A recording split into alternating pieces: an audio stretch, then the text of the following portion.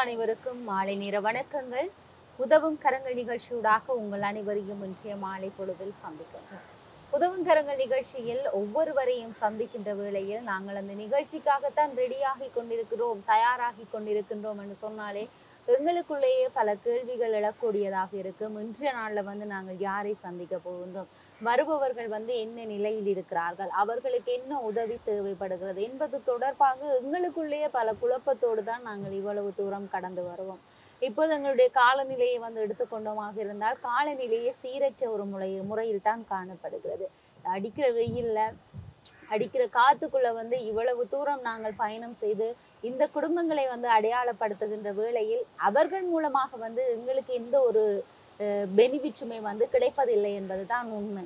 ஆனால் இருந்தும் நாங்கள் இவற்றை எல்லாத்தையும் தாண்டி இவ்வாறான குடும்பங்களை அறிமுகப்படுத்துவதிலும் அடையாளப்படுத்துவதிலும் எங்களுக்கு ஒரு மட்டற்ற ஒரு திருப்தி கிடைப்பதற்கான காரணம், எதுவுமே இல்லாதவர்களுக்கு, எந்த ஒரு ஆடம்பரமுமே இல்லாதவர்களுக்கான அடிப்படை வசதிகள், அவர்களுக்கு தேவையான அந்த வசதிகள் கிடைக்கிறது என்பதுதான் எங்களுக்கு மகிழ்ச்சி தரக்கூடியதாக இருக்கிறது.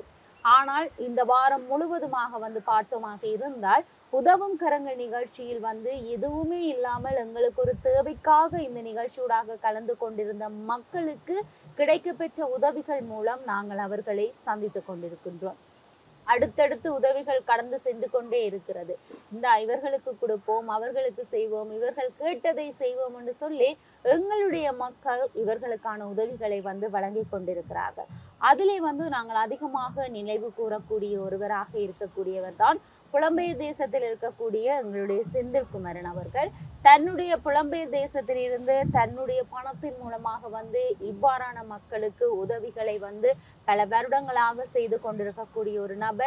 அவருக்கும் அவருடைய குடும்பமும் இந்த செய்கின்ற உதவி, பல உதவிகள் எல்லாமே அவருக்கு ஒரு நல்ல ஒரு விடயமாக மாற வேணும். அவருடைய குடும்பம் மகிழ்ச்சிகரமாகவும் இறுதி வரைக்கும் நீண்ட ஆயுளோடு மகிழ்ச்சியாக வாழ வேண்டும் என்று சொல்லி எங்களுடைய இந்த நிகழ்ச்சி வாயிலாக வாழ்த்து கொண்டு, எப்பவுமே சாதாரணமாக ஒருவர் வாழ்த்துகின்ற அந்த வாழ்த்து தான் எங்களை நிலை பெறச் செய்யும் என்பது உண்மை, எங்களை நிலைநாட்டும் என்பது உண்மை. அதுவே இவ்வாறான மனிதர்கள் அவர்களை வாழ்த்தும் போது அவர்களுடைய வாழ்க்கை அப்போதுதான் சொர்க்கம் அடைகிறது என்பதுதான் உண்மை. சரி, இன்றைய நாளிலும் நாங்கள் ஒரு தாயாரை சந்திக்க போகின்றோம். இந்த தாயாரையும் நாங்கள் ஆரம்பத்திலேயே ஒரு காணொளி மூலமாக நாங்கள் உங்களுக்காக அடையாளப்படுத்தி இருந்தோம். இவர்களுக்கான இந்த வாழ்வாதார உதவி பால் மாடு கிடைக்க பெற்றிருக்கிறது. அதனை நாங்கள் பார்வையிட்டிருக்கின்றோம். இப்போது அதன் மூலம் அவர்களுடைய வருமானம் எவ்வாறாக இருக்கிறது, அவர்களுக்கு இனி வரப்போற காலத்துல என்ன தேவைப்படுகிறது என்பது தொடர்பாக நாங்கள் இந்த அம்மாவோட கதைக்கலாம். புது வரலாறே புறநானூரே இனம் மறக்காதே திமிராய் வாவா, தடை உடைக்காமல் படையமைக்காமல் விடை கிடைக்காதே தீயாய் வாவா, கொடுவாள் கூரே நெடுநாள் போரே முடிவினை காண தீர்வே வாவா, துடித்திடும் ஏரே பயமறியாதே இடித்திடும் கிடங்கே நீதான் வாவா.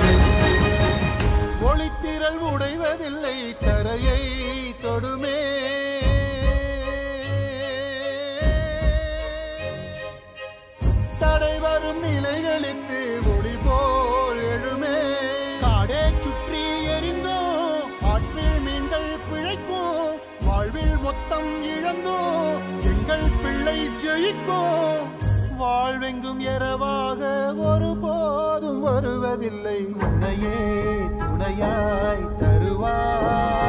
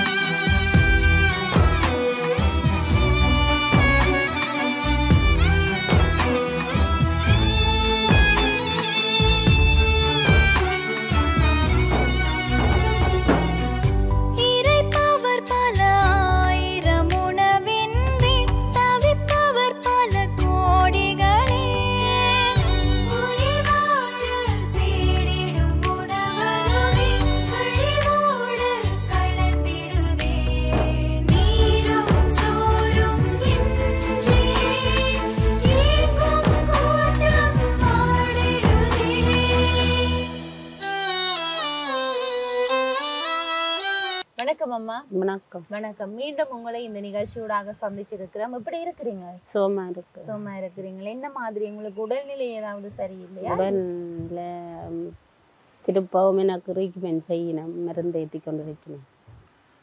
முதல் இருந்த வருத்தம் தானோ? இப்ப என்ன சொல்றீங்க? திருப்பி எனக்கு அந்த நீர்நிறை கட்டி என்று இருந்தது, அதில் ஏதோ கிருமி தொத்தா ஏற்பட்டதுன்னு சொல்லி திருப்பி மருந்து ஏற்றி கொண்டு வைக்கணும். ஒரு 5 மணத்தியாலம் ஏற்றினோம். ஒரு மருந்து, ஒரு மருந்தா? 2 மருந்து ஏற்றினோம் 5 மணத்தியாலம். இனி இப்போ 29ஆம் தேதி அடுத்த 4வது மருந்து ஏற்றணும். மருந்து ஏற்றினா கொஞ்சம் உடல்நிலை பிரச்சனையாக இருக்கும். பேருந்து கொஞ்சம் சாப்பாடுகள் மனம் இல்லாமல் இருக்கும். அதால் கொஞ்சம் இதாக இருக்கும். பேருந்து இப்போ கொஞ்சம் பரவாயில்ல. இனி மருந்து ஏற்றினா கொஞ்சம் மேலாமல் இருக்கும். என்ன மாதிரி ஆஸ்பத்திரிக்கு தான் போகிறீங்களா? தெல்லிப்பள்ளி ஆஸ்பத்திரிக்கு தான் போகிறது. அதில் பஸ்ஸில் போகிறது கொஞ்சம் கஷ்டமாக இருக்கும். பாந்தி வரும். அதால் ஓட்டோ பிடிச்சி தான் போகிறோம். நாங்கள் 2500 3000 ரூபா கேட்பினோம் ஓட்டோக்காரர். அதுக்கெல்லாம் உதவியை செய்யுது. உதவி எங்களோட கணவன் போகிறவர் வேலைக்கு, கூலி வேலைக்கு.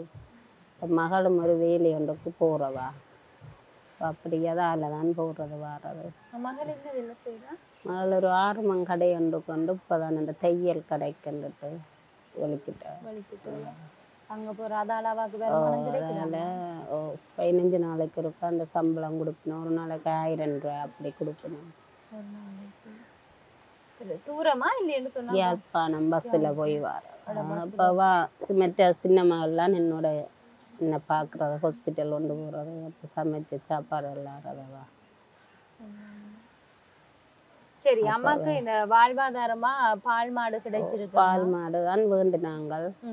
அப்போ பால் கொஞ்சம் மாடு பால் குறைவு இழுக்கிறது. அப்போ நாங்கள் நாம்பன் கண்டுக்காக வேண்டினாங்க.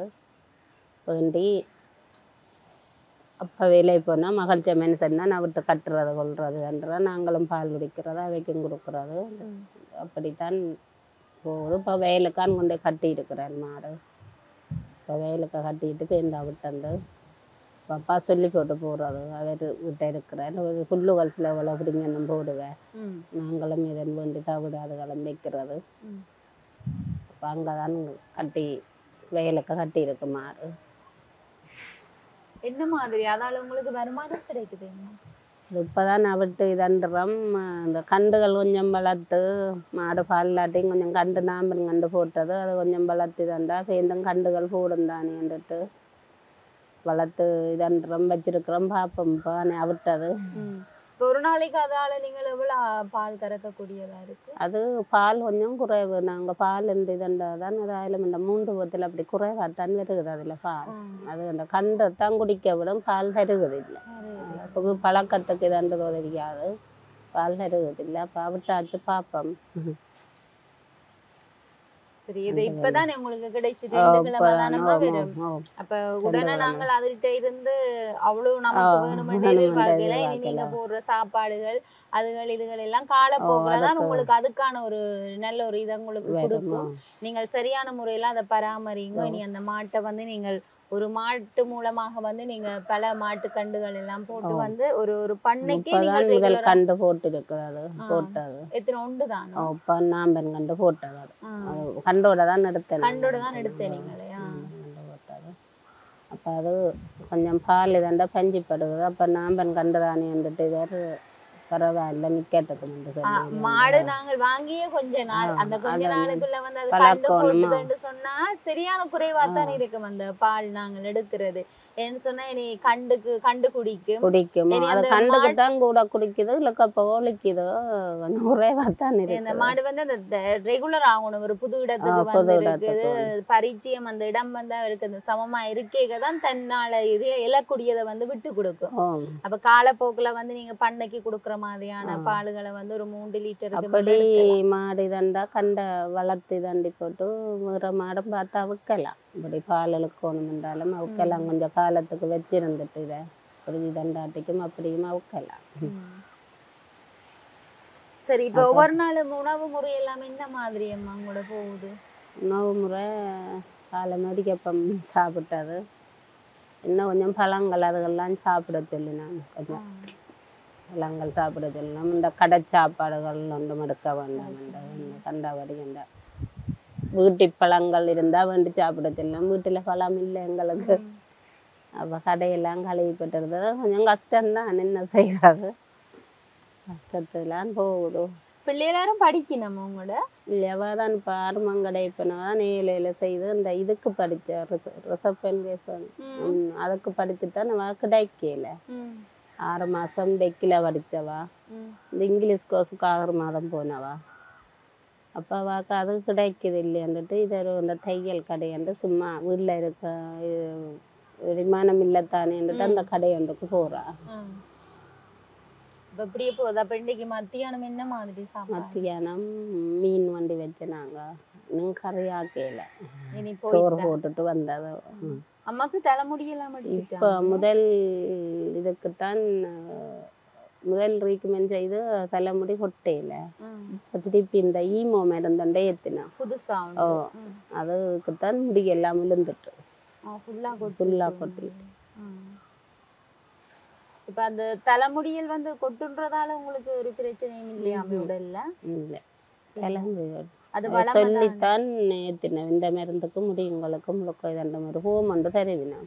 கைகால் விரைக்கும், நடக்க கால் விரைக்கும், எல்லாம் சக்தி இருக்கு, வைத்தால போகும், காய்ச்சல் வரும் எல்லாம். இந்த காய்ச்சல் வைத்தால் அடி அப்படி கண்டோ இருந்தால் டக்கண்டோ வந்த சொன்னேன் வச்சிருக்க வேணாமண்டு. அப்போ முடியெல்லாம் கொட்டுமெண்டு தான் சொன்னவன். முதல் எத்தனை மருந்துக்கு முடி கொட்டாதுன்னு சொன்னேன் பெருசாக. அது கொட்டையில் இப்போ ஏற்றித்தான் முழுக்க கொட்டும். ஒரு மருந்தோடைய முழு முடியும் வந்துட்டு. ஒரு மருந்தோடையும் அவ்வளவு ஹெவி மருந்து. அந்த மருந்து தான் நீங்க 5 மணித்தியாலம். 5 மணித்தியாலம் 2 மருந்து ஏற்றுவினோம். 5 மணித்தியாலம் 3 கிழமைக்கு முடிய வெள்ளன்னா போவோம். 7 மணிக்கு போனால் அங்கே எல்லாம் இது போட்டுக்கு எல்லாம் இது போட்டுட்டு போட்டில் போய் நின்று இப்போ உங்களோட பேர்கள் கொடுத்தா நாங்கள் மருந்து வரும். அந்த பைய தத்துவங்கன்னா சில வேலை 5 மணியும் செல்லும், சில வேலை 6 மணியும் செல்லும் மருந்து ஏற்றி முடிய. அதான் வராது. அதே போல் தான் வர விட்டு கொடுத்துக்கணும். பஸ்ஸும் இல்லையா அங்கே சில தெல்லிப்பளை போகணுமா. அப்போ இனி ஒரு உதவின்னு சொன்னால் அம்மாவுக்கு என்ன தேவைப்படும்? உதவி எங்களை இதைத்தான் எதுவும் செய்து கொண்டே இருப்போம்.